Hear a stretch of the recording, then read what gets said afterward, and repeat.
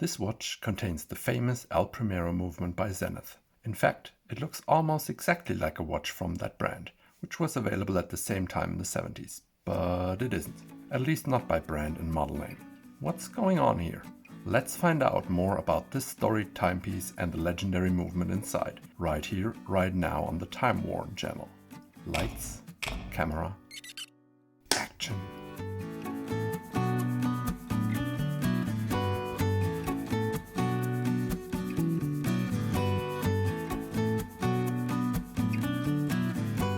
The mysterious watch I am holding is the Movado Astronic HS360, the spitting image or twin of the Zenith Espada. It was not an unofficial rip-off of said model, but a specific move to satisfy a unique market situation in the 70s.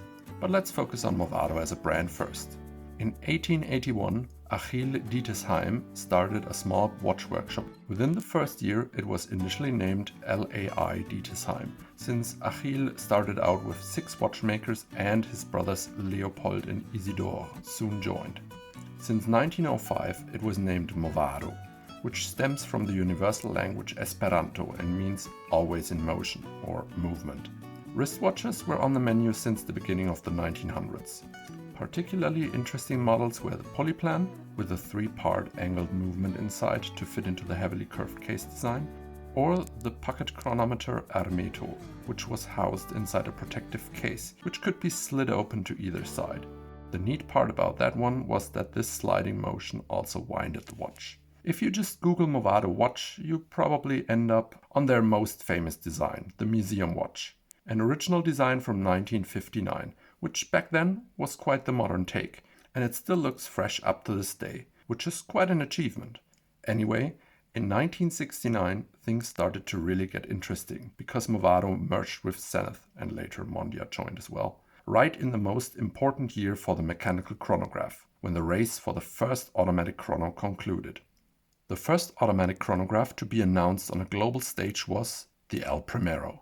It was not the first to make it to market. That title belonged to Seiko, and I'll leave a link to that part of the story at the end of this video. Nonetheless, the El Primero was quite different from the other competitors. It definitely was the first fully integrated, high-frequency chronograph with the running seconds, and astonishingly thin at that, with 6.5 mm in height.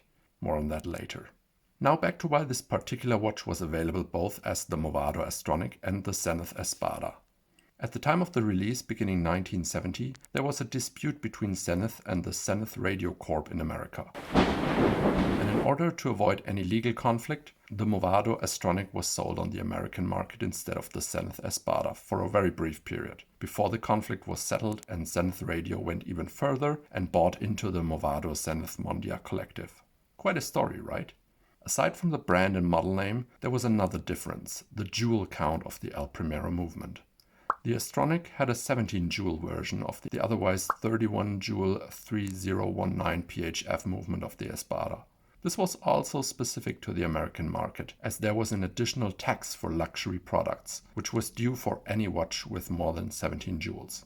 Since the period of production of the Astronic was so short, there are only very few of them, rendering them quite rare.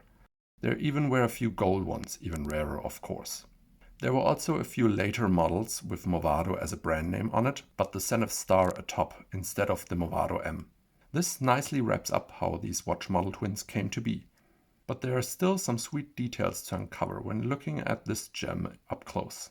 The watch features a tonneau-shaped stainless steel case with a brushed finish. The polished bezel has 14 corners on the outer edge, a detail which easily gets overlooked at first glance. It measures 38 mm in diameter right across 3 and 9 o'clock, but that increases to about 39 mm when measured across 4 and 10 o'clock, both without crown. That sounds a bit small at first, but together with the lug-to-lug of 44.7 mm and a height of 16 mm, the wrist presence is undeniably there. The height mainly comes from the domed acrylic crystal on top and the height of the Réhaute with the blue tachymeter scale on it. The watch's wrist presence is also amplified by the original so-called lobster bracelet with a lug width of 22 mm.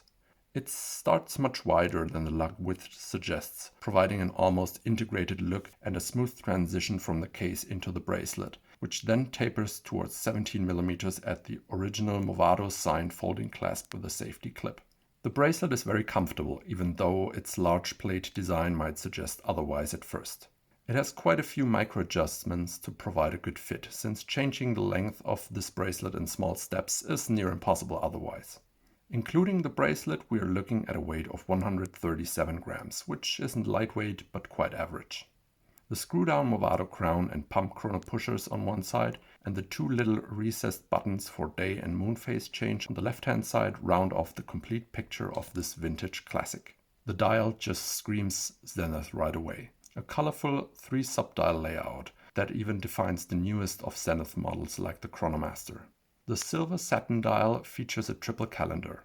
3 subdials for running seconds and minute counter in sunburst blue, and the 12-hour counter in silver, which is contrasted by the blue moon phase indicator, a complication I sorely miss in my own collection.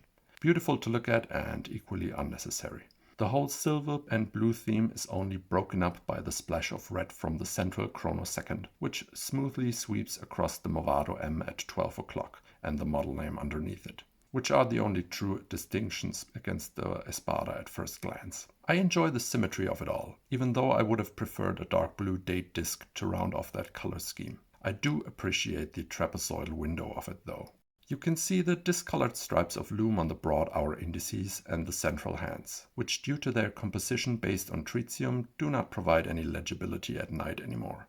The yellowish hue only provides that nice vintage feel that is often replicated artificially in new retro watches.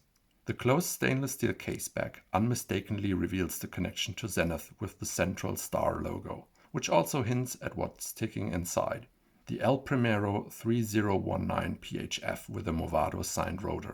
There is also the 3019 PHC out there, which stands for the date version, while this one has the F supposedly for full calendar with moon phase. It ticks with 36,000 amplitudes per hour or 10 ticks per second, which is clearly noticeable if you are accustomed to the 8 ticks from a Valjoux 7750 in comparison, considering the smoothness of the sweep. It sits on only 17 joules as previously mentioned compared to the 31 of the Zenith counterpart. Despite its high beat frequency, it has an impressive power reserve of over 48 hours thanks to the molybdenum sulfide-based dry lubrication that has been applied.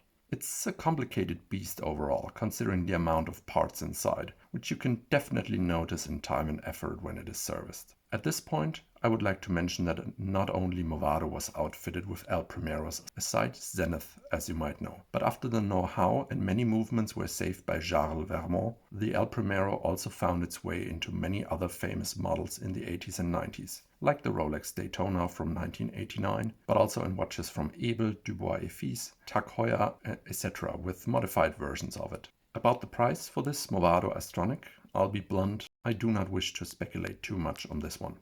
I was not able to find a current offering with the original bracelet, especially not in Europe. But if I had to guess, I would say somewhere north of $6,000 to $7,000 with the original bracelet. The El Primero survived the quartz crisis, also thanks to Charles Vermont, another story for another day. Zenith persevered as well, but Movado not so much, or at least not in a state that I would consider comparable to their heyday in the 70s. In 1983, Movado and Zenith separated, and Movado was bought up and became part of what is now known as the Movado Group Incorporated. Movado nowadays focuses more on design pieces with quartz movements, many of them based on the museum watch. For me, they will be forever immortalized by the brief period of watch models in the 70s that I can only dream of. Thanks to the Grail Keeper for lending me this piece of history to wear, enjoy and research. If you're interested in Zenith, please check out my video on this 100-year-old watch from the advent of wrist-worn timekeepers. If you're more intrigued by the race for the first chronograph, this video focuses more on Seiko's achievements, but a Movado played also a huge role as the first automatic chronograph in space, so check that out. And as always, stay tuned for the next time-worn gem.